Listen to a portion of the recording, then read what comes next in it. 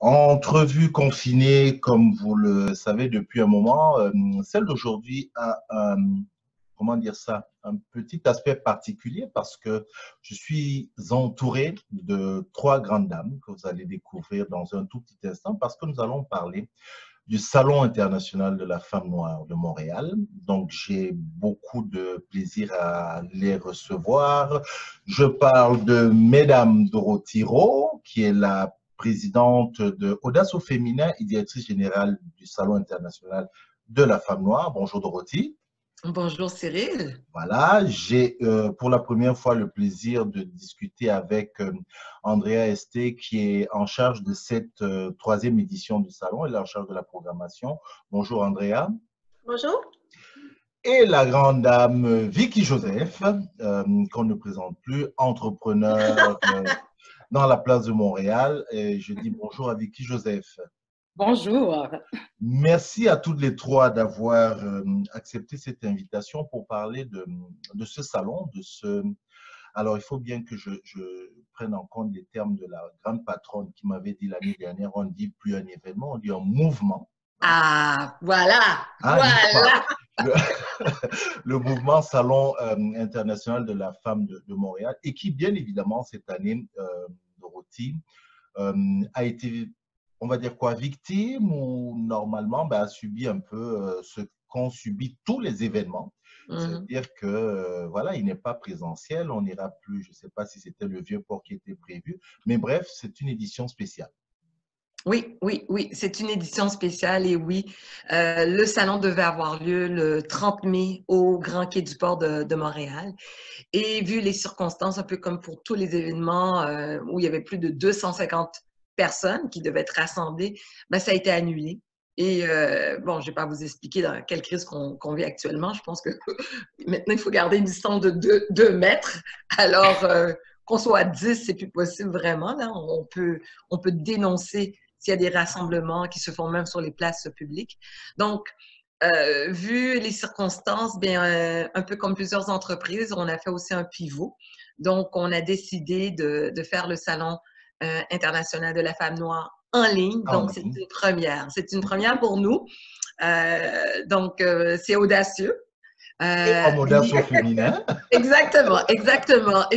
C'est audacieux et je te cacherai pas, c'est autant d'énergie, autant de temps, autant de travail aussi, même pour un salon virtuel. Écoutez, on a Andrea qui va vous parler un peu plus de la programmation. On a Vicky qui est notre présidente d'honneur. Oui. Mais tout l'aspect technique aussi, ça a été... c'est quelque chose. Mais moi, je veux revenir sur, on est au mois de mai aujourd'hui, quasiment au mois de mars, ça va faire 2 mois et demi, au moment où on annonce que ces événements-là de plus de 50 personnes n'auront pas lieu. Je veux ça. Qu'est-ce qui se passe? Qu'est-ce que tu... Voilà, qu'est-ce qui se passe? Écoute, pour être très sincère, j'étais triste, ça c'est sûr. Tu vas comment? pas dire le contraire. Triste. Oui, c'est sûr et certain, parce que quand même, écoutez, ça nous prend au moins une année pour préparer ça, là. Donc, on était à quelques jours du dévoilement de la programmation, du dévoilement de l'affiche, de l'annonce, de notre récipiendaire, tout, quelques jours. Et là, tout est annulé, tout est reporté. Donc, c'est sûr que oui, on était triste. C'est sûr qu'au début, on a tout simplement l'idée de faire le salon virtuel nous n'était même pas venu en tête. Moi, personnellement, ça m'a pris quand même quelques semaines pour réaliser ce qu'on vivait. Parce que autant professionnel que personnel, on a l'impression d'être dans... On a la difficulté de croire que vraiment que le monde s'est comme arrêté. Je ne pourrais pas dire nécessairement arrêté, mais qu'il y a quelqu'un qui a pesé sur le bouton pause. Donc, évidemment, lorsqu'on est entrepreneur, ça fait partie de notre travail, c'est de trouver des solutions, proposer des solutions problématiques qui existent. Donc là, je me suis dit, écoutez, la solution pour le salon, c'est la version en ligne. Surtout que, Dorothy, il faut le dire, le salon était quand même parti sur une très belle lancée. C'était oui. Après les 2 premières éditions, c'était déjà bien installé. Absolument, absolument. On attendait encore beaucoup de personnes. On a la chance d'accueillir plus de 2000 personnes. Et puis, et là, j'étais excitée à annoncer juste la récipiendaire. Je ne peux pas vous la dévoiler parce que ça a été reporté, mais Oui. pour moi, j'avais hâte. Ça me brûlait les lèvres. Et là, tout est reporté. Oh, oh. C'était secret. J'essaye. Ah ouais, tu fais bien. J'essaye. Donc, on se tourne effectivement donc, vers un festival, un salon en ligne. Oui.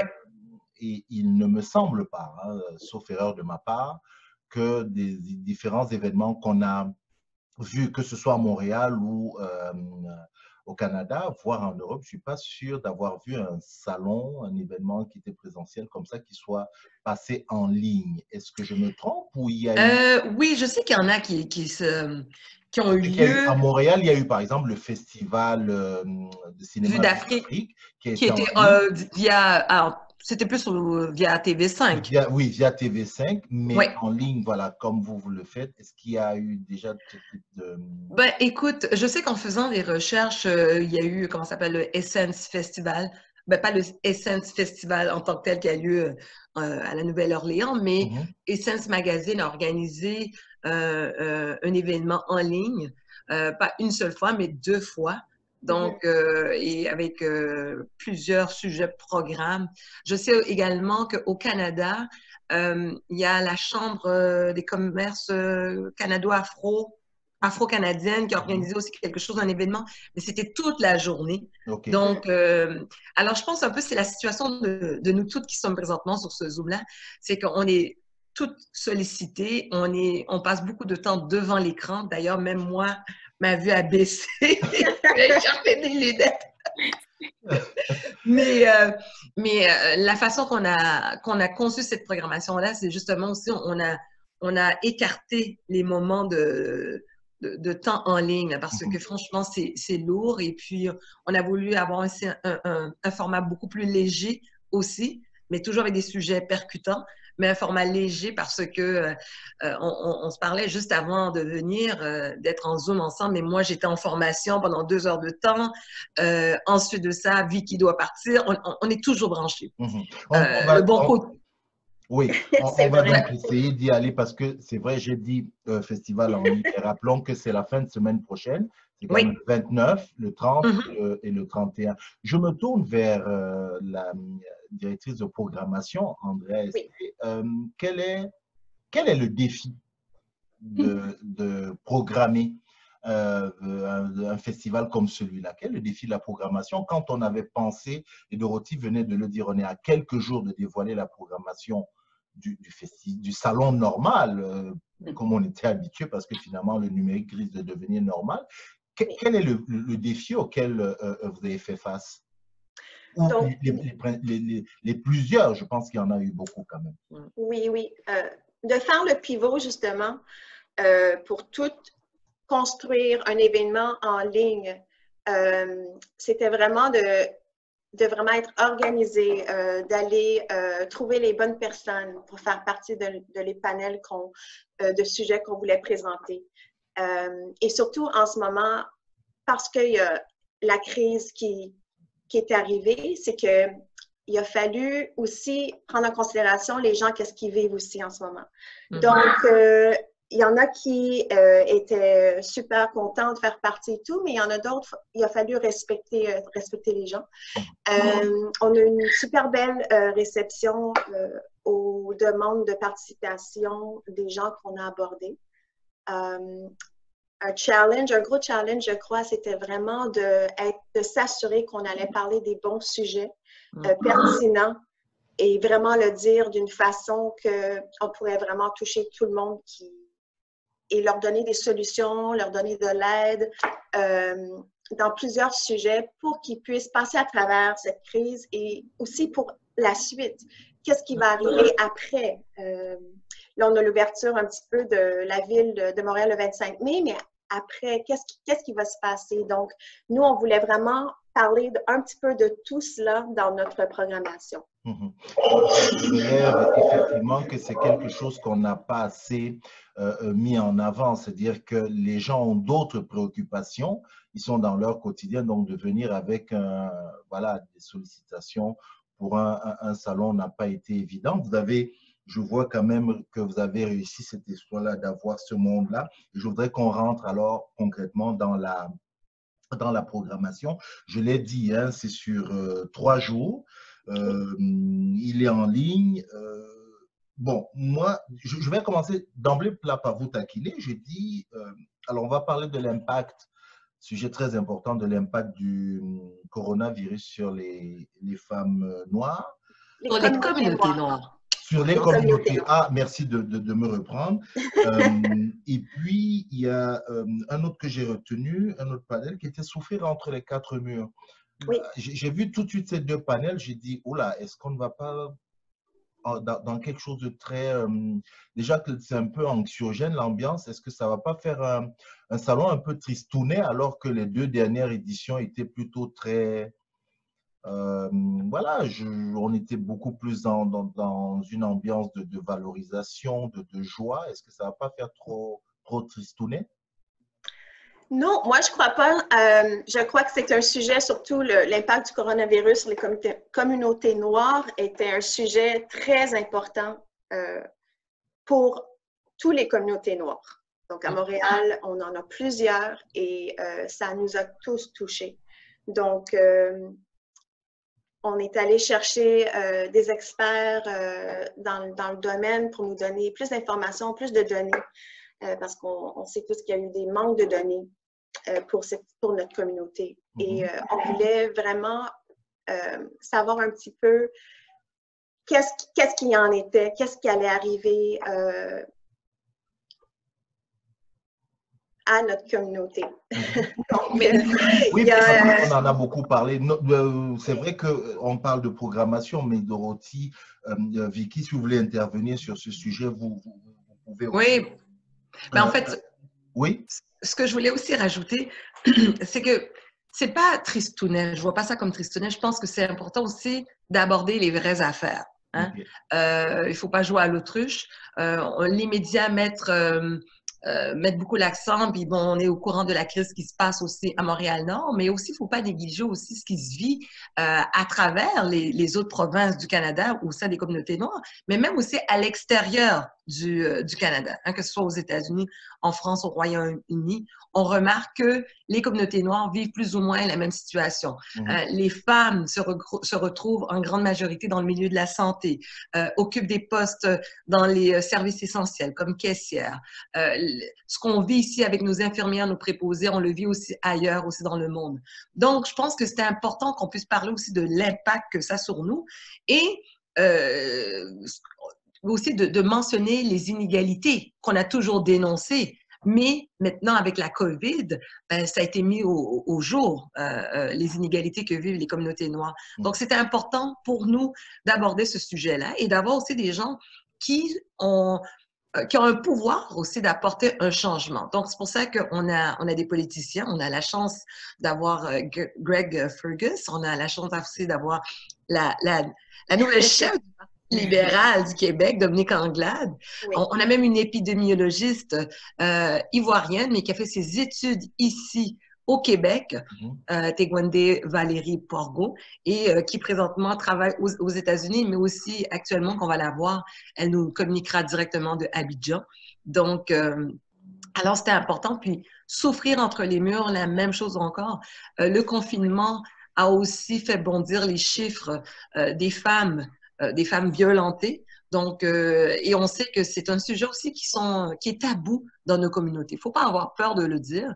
Et cette plateforme-là, qui est le Salon international de la femme noire, n'est pas là simplement pour divertir les gens, mais aussi pour aborder ces sujets-là. Comme tu as dit, parler des vraies affaires, en fait. Des enjeux qui nous concernent aussi. Donc, je pense que c'est là vraiment qu'on voit l'utilité de cette plateforme, parce que si on est là que pour le divertissement, je ne pense pas qu'on va avancer en tant que communauté noire. Je sais que, j'espère que Vicky Joseph ne va pas nous quitter avant la fin, donc je tiens vraiment à ce qu'elle parte. j'ai dit oui, grande dame entrepreneur avec nous, mais elle est la présidente d'honneur de ce salon. La question évidente est pourquoi Vicky Joseph? Pourquoi La question se posait à moi ou à Vicky? À elle, pourquoi Vicky Joseph a dit oui comme présidente Pourquoi j'ai d'honneur dit oui? de cette édition spéciale du salon? Écoute, pour moi, quand Dorothy m'a appelée pour me faire part de cette nouvelle extraordinaire, pour moi, ça allait de soi. Tu sais, je me rappelle dans les débuts, quand Dorothy m'avait approchée, elle m'avait approchée pour justement faire partie de l'équipe du Salon de femmes noires. Mais je veux dire, j'avais quand même beaucoup d'engagement. Mais cette cause-là, tu te rappelles, hein, Dorothy? Absolument. Tellement engagée parce que j'ai toujours été engagée par l'entrepreneuriat au féminin. Pour moi, ce que je trouve qui est extraordinaire avec Audace au féminin et le Salon de la femme noire, c'est de mettre de l'avant des femmes. C'est important de mettre des modèles de réussite et des modèles d'affaires. Ça fait, écoute, moi, là, quand j'ai commencé il y a 15-20 ans dans le monde des affaires, j'étais pratiquement seule. Alors, si tu peux imaginer d'être entrepreneur à l'époque, de vivre dans un monde caucasien, dans un monde d'hommes et de se battre, c'est plus qu'inhumain. Écoute, je reste pas dans la négativité, mais j'ai assez d'expérience pour pouvoir comprendre qu'aujourd'hui, un salon comme le salon de la femme noire est primordial et prioritaire. On doit éduquer, on doit former, on doit redonner, on doit créer nos propres ambassadeurs, on doit créer nos propres entrepreneurs, des femmes de réussite pour pouvoir recréer des modèles, pour pouvoir les retransmettre aux femmes et de le retransmettre aux futures générations. Parce que sinon, on sortira jamais de ces embûches-là, on sortira jamais de cet océan noir-là. On va toujours rester au même niveau et c'est ce qu'ils veulent, qu'on reste au même niveau. Donc là, le salon, c'est la voie. Oui, il y a d'autres associations de femmes, il y en a plein. Mais où est-ce qu'on se trouve représenté? Moi, je ne me reconnais pas dans les autres salons. Puis déjà là, quand je m'en vais dans les autres salons pour femmes ou dans les autres associations pour femmes, c'est représenté pour certains types de femmes, mais tu te bats dans un autre monde. Alors, tu arrives là-dedans, tu es déjà en minorité en tant que femme. Là, tu arrives dans ces autres organismes-là. Tu dois te battre en plus pour prendre ta place. Moi, je me reconnais pas. Alors, c'est important que le salon y reste, que le salon ait sa voix, que le salon recrée des modèles de réussite.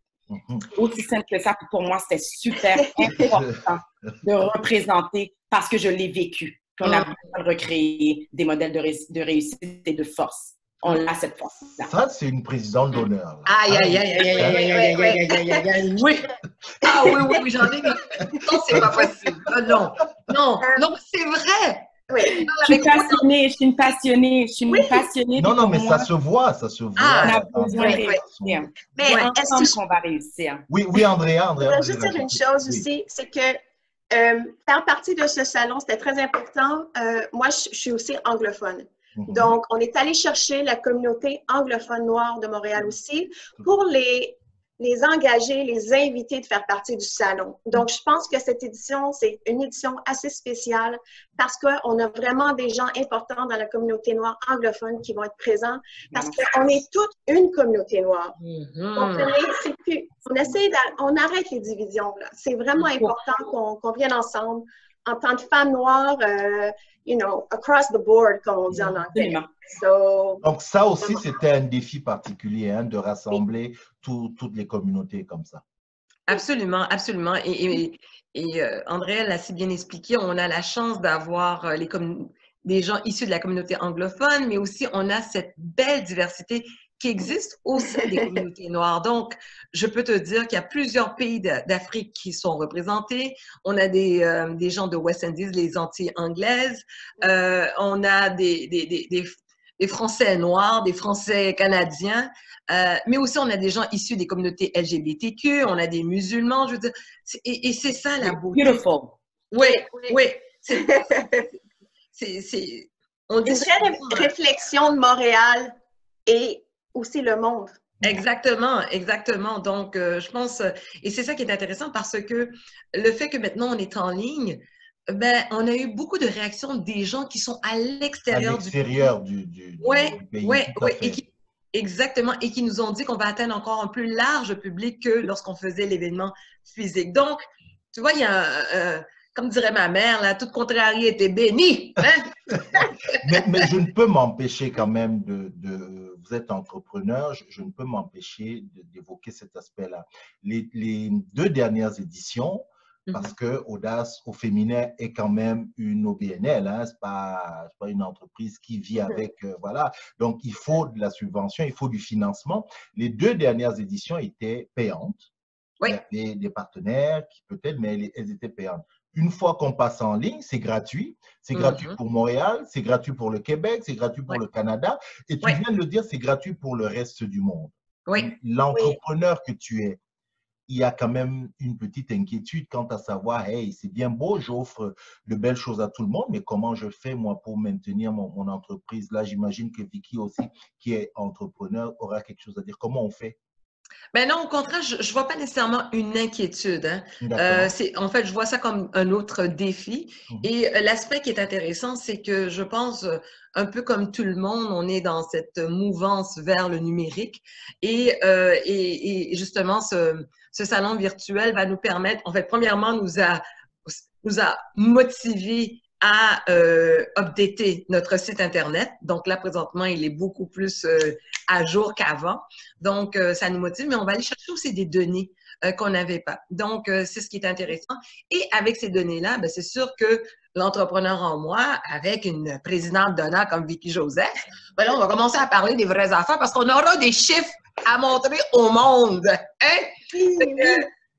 Quand les gens, on va frapper aux portes, ben là, on va leur dire, ben, regardez les gens qui nous ont suivis, regardez les gens, les visiteurs, le trafic, les vues. Donc, on va être en mesure de donner ces chiffres-là. Donc, là, présentement, c'est une première, oui, tout à fait. Et je suis quand même reconnaissante aussi que les panélistes ont offert leur temps pour le Salon international de la femme noire, mais aussi à tous les internautes qu'on aura aussi pour nos suivre. Donc, ils ont compris la situation et ils ont embarqué dans ce mouvement-là, dans ce vent de solidarité. Donc, souvent, on parle souvent d'une solidarité.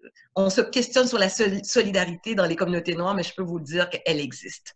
Alors, il ne nous reste plus beaucoup de temps. Il faut qu'on parle du pratico-pratique, Dorothy, Andrea et Vicky. Le 29, on est devant les écrans. C'est sur la page Facebook du Salon international de la femme noire. Qu'est-ce qui se passe? À quelle heure on doit se mettre devant nos écrans? Il y a quoi? Allez, je vous laisse nous détailler ça comme il faut. Andrea, nous dire vraiment pourquoi il faut qu'on se réveille et qu'on vienne se mettre devant nos écrans. Donc, le vendredi, on se réveille avec un mot de bienvenue de Joéline Jean-Claude, qui fait aussi partie de l'Audace au féminin, Salon international de la femme noire.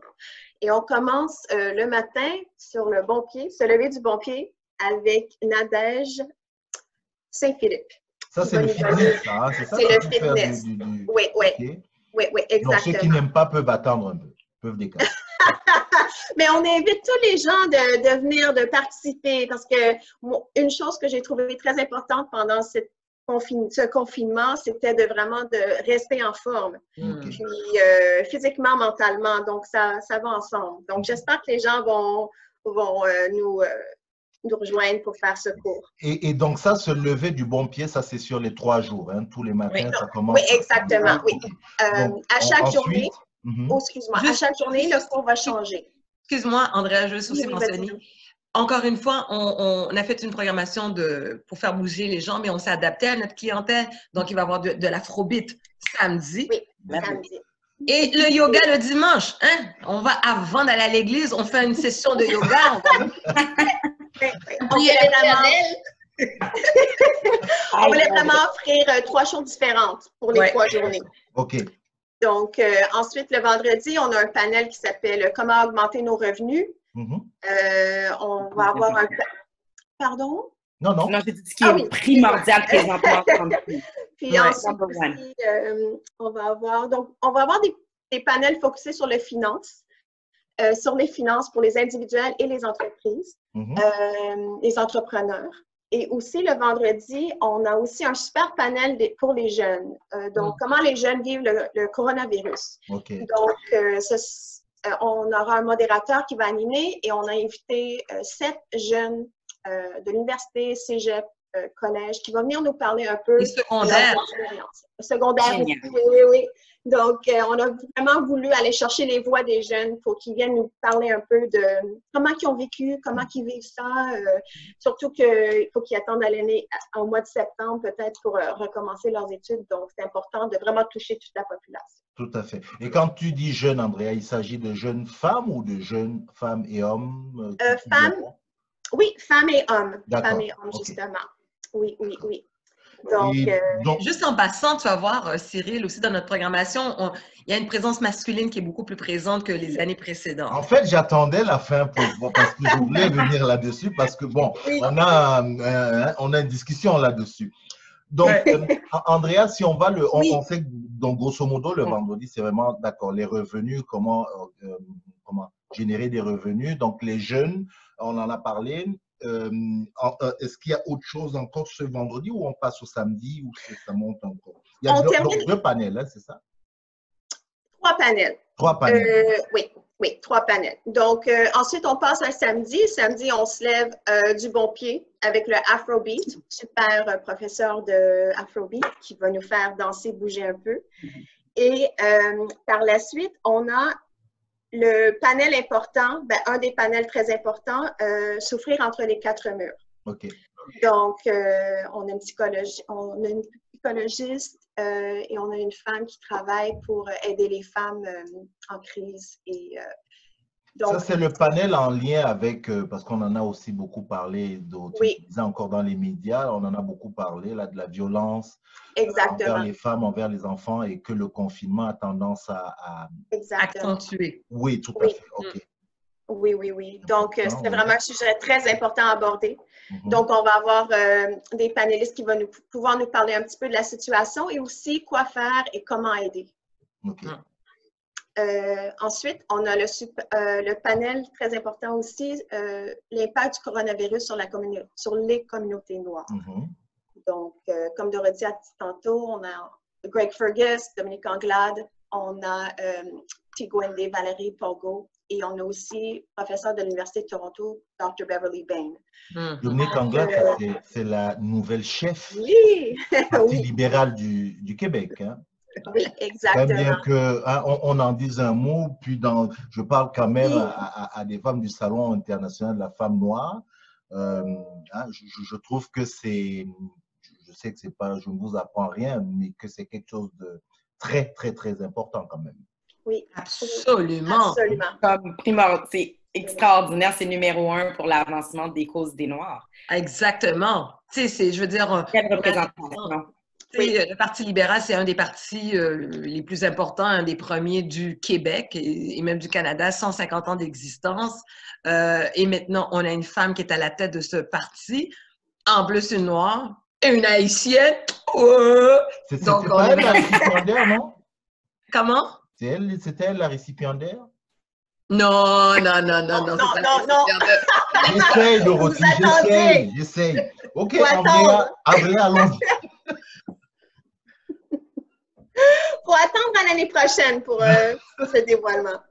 Donc, après ce panel, on passe à quelque chose d'un petit peu plus léger et important aussi. Donc, on va parler épicer nos moments de plaisir.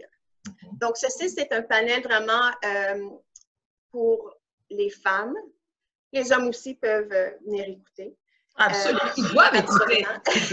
Ils doivent. On les invite à venir écouter. Un panel de 18 ans et plus.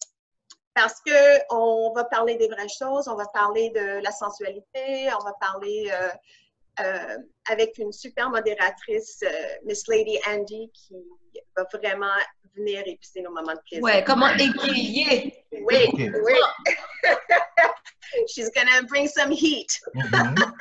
I love Mais juste avant ça aussi, dans la programmation, il y a comment ça s'appelle Louise Mumbu Bibiche qu'on connaît, qui va nous... Comédienne, c'est ça, hein? Oui, comédienne, autrice. Donc, on a un petit segment de 15 minutes où elle va pouvoir nous lire une histoire, en fait, surtout qui va s'adresser aux jeunes. Donc, c'est pour ça qu'on met ça très tôt avant la soirée épicée. Et après ça, on envoie les enfants se coucher et puis on revient sur la programmation. Tout à C'est fait. vrai, c'est vrai. Un petit 15 minutes Mhm. bien rempli. Après ce panel, on va avoir une super soirée de musique avec Sandy Duperval et trois autres DJ connus de Montréal qui vont nous faire un set de 2 heures pour qu'on puisse s'éclater un peu, danser, avoir du plaisir. Donc, ça sera de 9h30 à 11h30. D'accord. Donc, passons au dimanche. Il y a encore levons-nous du pied. Comment on dit ça? Du bon pied? Se lever du bon pied. Du bon pied, OK. Oui, oui, oui. Ben, ça, c'est la dernière journée, ça. Oui, c'est la dernière journée. Donc, on commence la journée un peu plus en douceur, un peu plus avec un cours de yoga, Vinyasa Yoga, avec un professeur qui vient de Québec, justement. Donc, on est allé chercher des gens d'un petit peu partout pour faire partie du salon. C'est ça qui est bien avec être virtuel, c'est qu'on peut vraiment aller chercher des gens qui habitent partout dans le monde. Ensuite, on va passer à Je stresse, elle stresse, nous stressons. Donc, ce panel va parler des moments de stress que les gens ont vécu, les femmes ont vécu pendant cette pandémie et des façons de comment le gérer, l'anxiété, la dépression, vraiment comment ils se sont sortis de ce feeling de stress. Puis, encore une fois, un panel très important à aborder. OK. Oui, oui, oui. Un petit peu plus sur santé mentale et tout ce qui en est. Suivant ce panel, on a une invitée qui vient d'Afrique, une styliste sénégalaise qui s'appelle Adama Paris. On est vraiment excités pour ce super entrevue avec Nathalie Ndongo de CBC, Radio CBC. Ça sera un panel, une entrevue qui va se faire en anglais et en français. Puis, on va vraiment parler de ses accomplissements et comment elle a pu percer dans le domaine. Dans le domaine, oui. Juste une petite mention aussi, elle vient de le mentionner, ça va être en anglais et en français, mais presque tous nos panels vont être en anglais et français. Dans les deux langues, tout à fait. OK. Ouais. Oui, oui. Suivant ce panel, on a notre... comment je dirais? C'est un atelier oui, de notre commanditaire, un de nos commanditaires, Ivado. Et ils vont venir nous donner un atelier de 30 minutes sur l'intelligence artificielle. Oui. La diversité dans l'intelligence artificielle. C'est ça. Surtout que là, présentement, on parle de plus en plus de l'intelligence artificielle pour détecter la COVID. Et puis, on sait que déjà auparavant, l'intelligence artificielle avait des problématiques en ce qui concerne les personnes racisées, la reconnaissance faciale. Donc, c'est important qu'on puisse aborder le sujet. Puis, je pense aussi que c'est important qu'on soit au parfum de notre apport dans l'intelligence artificielle. Ouais. De toute façon, tous les détails sur les modérateurs, les panélistes et tout ça, les gens vont le retrouver sur tous les supports oui, sur notre site web. Oui. Le site web et toutes les plateformes, ils peuvent retrouver toutes ces différentes informations. Je voudrais qu'on conclue. Je vais demander à Vicky Joseph, présidente d'honneur de ce salon-là. Vicky, le dimanche, quand on va turn off les écrans, quel que soit l'endroit où on regarde ça, qu'est-ce que tu voudrais qu'on retienne de l'édition 3 de ce salon international de la femme noire dont tu es la présidente d'honneur? Qu'est-ce que tu voudras, au vu de ce que tu as vu en programmation et tout ça, qu'est-ce que tu voudras vraiment qu'on retienne? Vraiment, là, ce qui va être important de retenir, ça va être vos 4 mots d'honneur que j'adore, puis c'est ce qui m'a interpellée. On parlait d'innovation, on parlait d'excellence, on parlait de collaboration et juste un instant, le dernier, c'était les solutions. Donc, pour moi, ces 4 mots-là, je répète qu'on parle de collaboration, d'innovation, de solutions et d'excellence. s'il vous plaît, retenez ces mots-là parce que ça va être en avançant avec cette thématique-là qu'on va pouvoir changer les choses. Donc, moi, je trouve ça extraordinaire. Je trouve que c'est une belle panoplie de discussions et d'ateliers qui vont vous être offerts. Puis, j'espère que tous et chacun vont pouvoir les manger avec tout ce qu'ils ont dans leur corps parce que ça va valoir la peine, puis ça va être votre premier pas à l'avancement et au changement pour un avenir meilleur. Voilà. Madame la présidente de Audace au féminin, on est dans quel état? Fébrile un peu, parce que c'est quand même une édition en ligne. Je sais qu'à chaque édition, bon, on est fébrile, mais là particulièrement, est-ce que on est fébrile ou on est serein? Andrea a fait tout ce qu'il faut, on est tranquille ou... Ah oui, on est fébrile. Excuse-moi, on a une super équipe, oui. Oui. Écoute, on a une machine derrière ça, on a des femmes exceptionnelles qui font partie de l'équipe, donc on est vraiment... Et j'aime mentionner que ce sont des femmes noires exceptionnelles qu'on a derrière l'équipe. C'est important parce que, encore une fois, c'est un message qu'on envoie, qu'on est capable de faire de belles choses. Donc, site Internet conçu par une femme noire, design par une femme noire, programmation, bref, femme noire on the line everywhere. Donc, all the way! Oui. Mais on est fébrile, on est vraiment... c'est sûr, ça vient aussi avec la part de stress parce que, bon... tout ce qui est virtuel, il y a toujours ces problèmes techniques. On ne sait jamais voilà, ce qui peut arriver. Oui, mais on travaille pour pallier à ça. Oui. Écoutez, merci beaucoup à vous, mesdames. C'est le 29, 30, 31 mai, c'est la fin de semaine prochaine. Oui. 3 jours. En plus, il ne va pas faire beau. Restez devant vos écrans et puis regardez tous ces différents ateliers, tout ce que le salon vous propose.